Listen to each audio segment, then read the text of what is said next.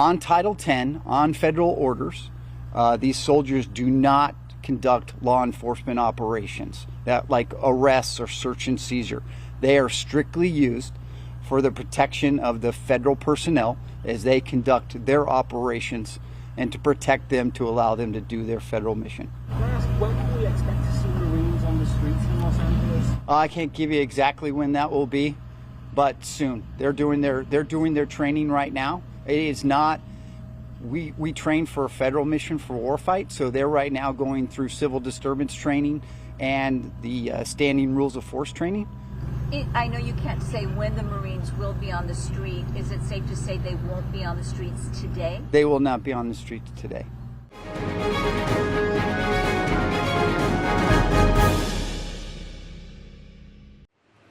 The United States is pulling personnel out of the Middle East, according to President Donald Trump on Wednesday. Well, they are being moved out because it could be a dangerous place, and we'll see what happens. But we've given notice to move out, and we'll see what happens. Reuters reported earlier in the day that the U.S. is preparing a partial evacuation of its Iraqi embassy in Baghdad, according to U.S. and Iraqi sources, and that Washington will let military dependents leave locations around the Middle East over heightened security risks. It has bases in Iraq, Kuwait, Qatar, Bahrain, and the United Arab Emirates. What's less clear is why this is happening now. Iraq has been the site of heightened tension and violence since the start of the war in Gaza in 2023. Armed groups aligned with Iran repeatedly attacked U.S. troops, but that's subsided since last year. However, the news coincides with deadlocked U.S.-Iran nuclear talks. Trump nodded to that on Wednesday, too. Is there anything that can be done to dial the temperature down in the region? They can't have a nuclear weapon. Very simple. In a podcast interview out earlier in the day, Trump said he was less confident now that Tehran would agree to stop its nuclear program. Meanwhile, CNN has reported that U.S. intelligence suggests Israel is preparing for a strike against Iran's nuclear facilities. Benchmark oil futures rose $3 on the news of the Baghdad pullout, with Brent crude going above $69 a barrel. The next round of nuclear talks between Iran and the United States is due in the coming days. Tehran is expected to hand over a counterproposal after rejecting an offer by Washington.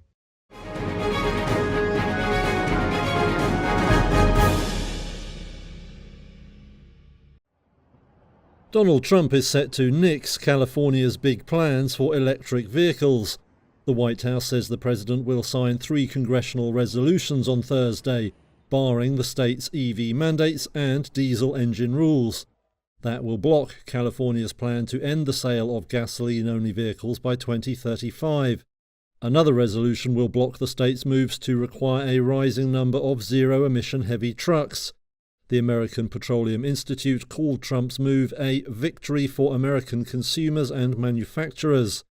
It's also a big win for auto firms including General Motors and Toyota, which had lobbied hard against California's rules. GM said the change would help align emissions standards with market realities. Back in 2020, California had set out a plan to require all new cars to be electric or plug-in hybrid by 2035. Now, State Governor Gavin Newsom has vowed to challenge the repeals in court. He says the action is illegal and will cost California taxpayers $45 billion in extra healthcare costs. The new moves are just the latest in a series of actions taking aim at electric vehicles. A separate bill passed by the House of Representatives in May would end a $7,500 tax credit for new EVs.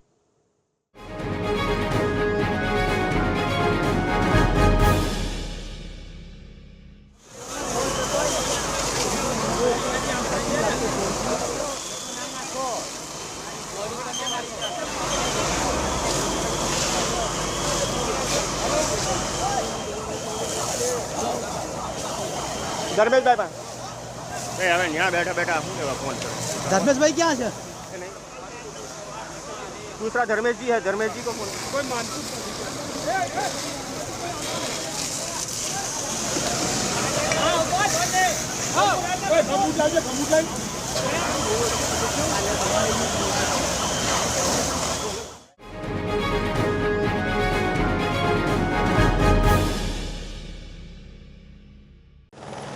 Floods in South Africa's Eastern Cape province have left dozens of people dead.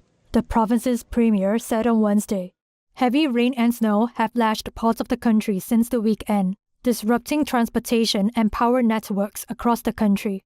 Some of the victims were on a school bus that was swept away, said Eastern Cape Premier Oscar Mabuyane.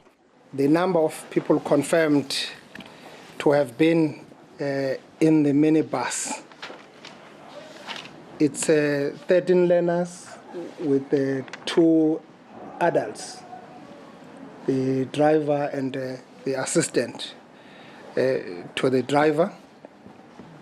Sadly, 4 of those learners have been confirmed to be deceased, together with the driver and the conductor of the minibus taxi. Flooding has become increasingly common and severe in South Africa. In 2022, a storm on the country's east coast killed around 400 people and left thousands homeless.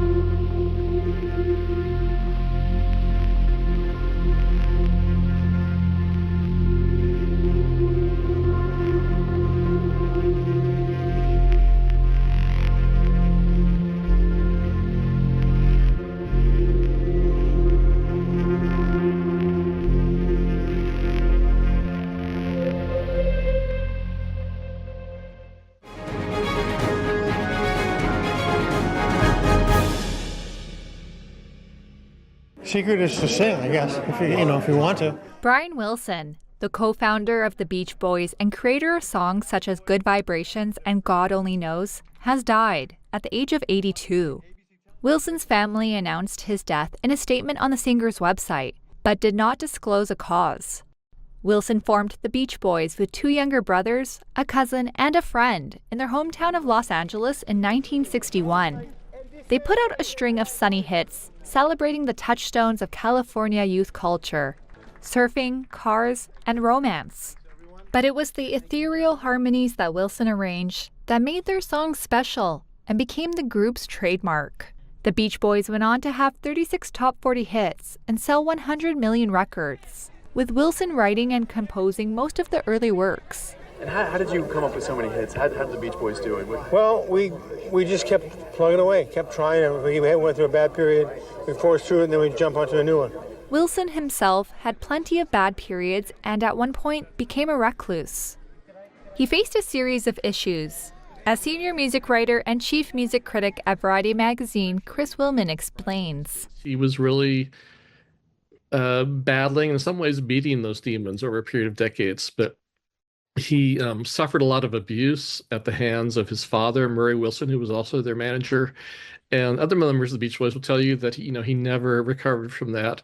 And then combine that with, some hard drugs he started taking in the mid to late 60s. And it was really a recipe for disaster for him mentally and emotionally. And yet, his genius continued to shine through. By 1966, he remained the Beach Boys' mastermind, but retreated to the studio, usually without his bandmates, to work on Pet Sounds, later recognized as Wilson's magnum opus. Wilson had suffered from dementia and was unable to care for himself after his wife Melinda Wilson died in early 2024, prompting his family to put him under conservatorship. He last performed live in 2022.